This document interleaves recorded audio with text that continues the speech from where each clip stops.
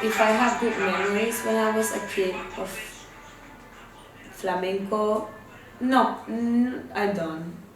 My name is Maria Amoros Lopez. I'm from Sevilla.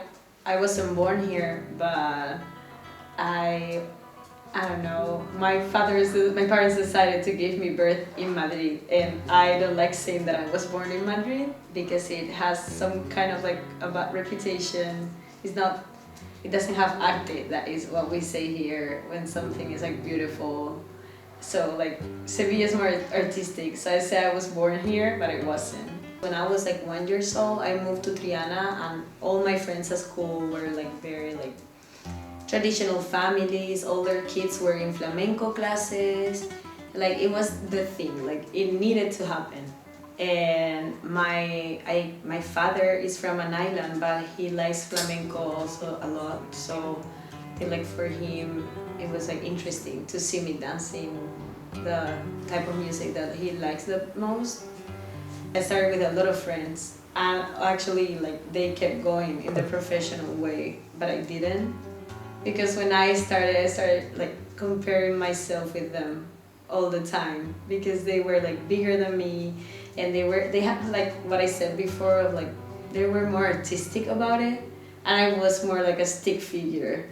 And I was always comparing myself, like I don't know how to dance good, and I would like hear my mom. He's a very like perfectionist person, so I would like hear her all the time saying like, you don't look as well as your friends do, like you have to put your arms higher, or you have to like be more like with a smile on your face and not so like sticky.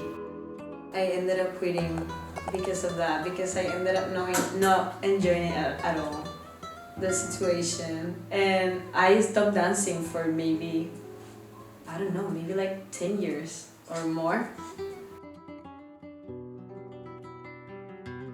Because I replaced the flamenco for other sports, or like English classes, and that has helped me out a lot.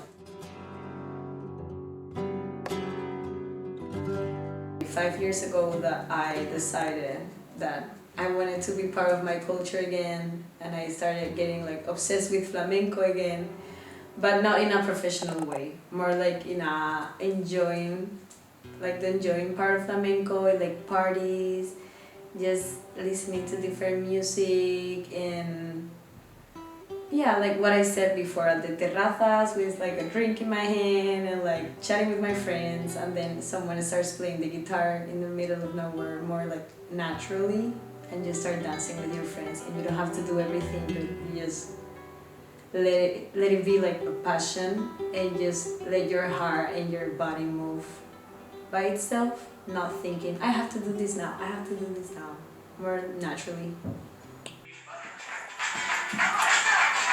Tubo de gripa, perro verde botella, sabio París, y venden las doncellas que no se rifan. Que pocas emociones, ¿cuánto por ciento? ¿Cuánto por ciento? Que pasó de balones? Now I have more conversations about it, because now that I enjoy it, my dad is all the time looking at me like, I want you to do it perfect, so why don't you go to the classes again? And I always say, no, no, no, no. I want to do it myself.